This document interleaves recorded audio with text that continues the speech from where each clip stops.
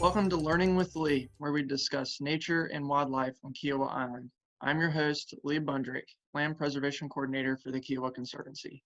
Today we're going to talk with Edna Roberds, host of the Naturally Kiawah Demonstration Garden and the Garden Keepers. Edna is here today to talk to us about the garden and our efforts to keep our island naturally Kiawah. Hi Edna, thank you so much for joining us today. You're so welcome. Could you tell us a little bit about yourself? Sure, I'm a Charleston girl through and through. I left for a while and now I'm back. I live both at Kiawah and downtown Charleston in the Harleston neighborhood. My husband now plays golf and loves to cook. Yes, I am blessed. We have date night downtown Saturdays and attend Bethel United Methodist Church on Sundays. My mother, my grandmother, my great-grandmother, and all have lived in Harleston Village, and they've all attended Bethel United Methodist Church. I was raised at 52 Bull Street in Charleston. You need to go by and check it out. The new owners have just put in a beautiful garden, and I know that they will be on tour once all this pandemic is over. Wow, thanks for that, Edna. I have to check it out whenever I'm downtown and whenever things start clearing up. So to begin, talking about your role in the Conservancy, could you tell us what roles you play with us? Yes, I was on the board for the Conservancy for a few years, and Donna had asked me to work on this Naturally Kiawah demonstration garden. I'm not on the board now, but I am host of the garden and host of the Garden Keepers.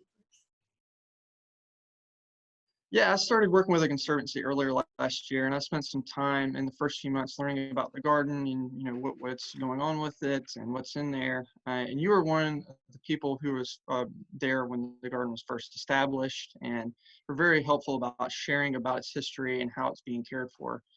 Could you provide us with a brief history of how the garden came to be?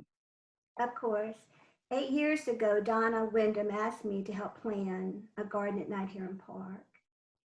It would be a partnership between the Kiawah Conservancy and the Kiawah Island Golf Resort and funded by an anonymous donor and property owner. About how long did it take to install the garden? Committee began in June of 2012 and the garden was completed in July 2013. Who was involved with the garden's design and maintaining it?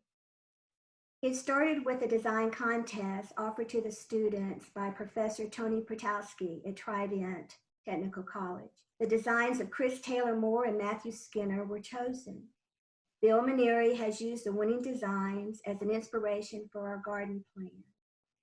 The planning committee consisted of Donna, Justin Core, Paula Feldman, Bill Maneri, and me. Bill designed the garden and Danny Berryman of Botany Bay installed it. Kiawah Island Golf Resort Landscape Department also helped with the plant selections, and they maintain it with the help of the Garden Keepers. They are wonderful partners to have.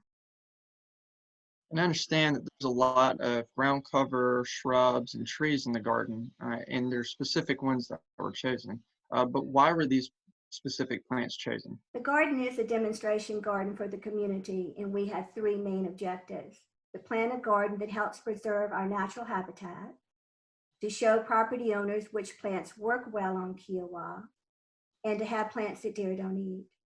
There's a formal sun garden and a woody shade garden and no invasive plants.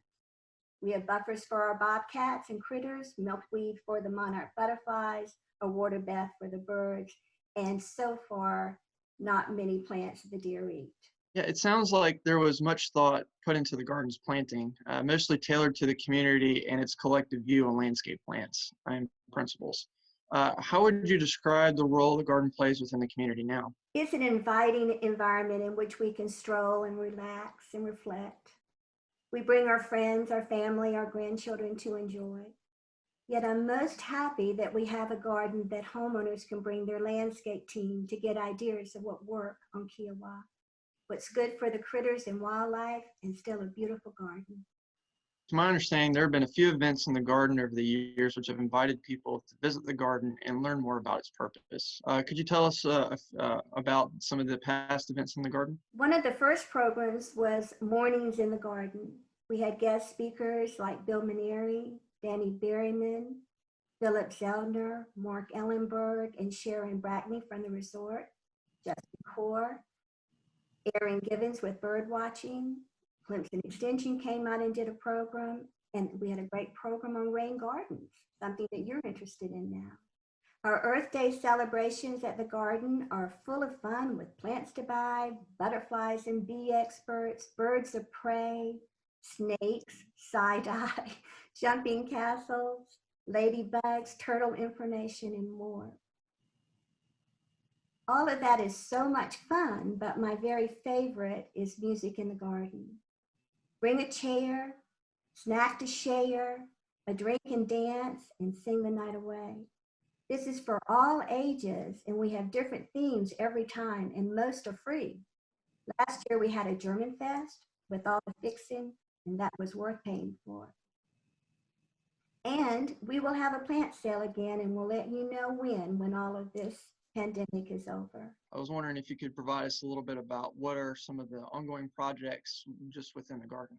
Well, we're always looking for new and exciting plants to share with you and have you, and I hope that everybody has seen the new native annual beds, Lee, that you have put in. We have a new garden centerpiece, and that was given by Bill Maneri and his sister Angie, a member of their father. And how can residents and visitors help care for the garden? Well, they can become garden keepers, of course. And who are the garden keepers, and what are their roles in the garden? Well, they're mostly property owners that love gardening and want to learn about plants. We rake, we prune, we weed, we clean the bird bath and the signs and the benches. How can someone become a part of it? They can volunteer on the Conservancy's website, and I'm sure that will be listed there, but it's www.kiawahconservancy.org by clicking on the volunteer button and selecting garden keeper or calling the Conservancy office, 843-768-2029. You'll enjoy it, so I hope you will join us. It seems like I learn a lot about Kiawah Island every day, and the garden has simply been a gem in the community, serving as a beacon of hope for wildlife on Kiawah Island. Edna, thank you for joining us today so we can learn more about the garden and its wonderful volunteers. Thanks, Lee, and I'm loving the new direction you're taking on the annual beds and the new trees in the garden. To our listeners and visitors on Kiawah Island, stop by our Naturally Kiawah demonstration garden in Heron Park to learn more about landscaping for wildlife. Join us again next time for another episode of Learning with Lee.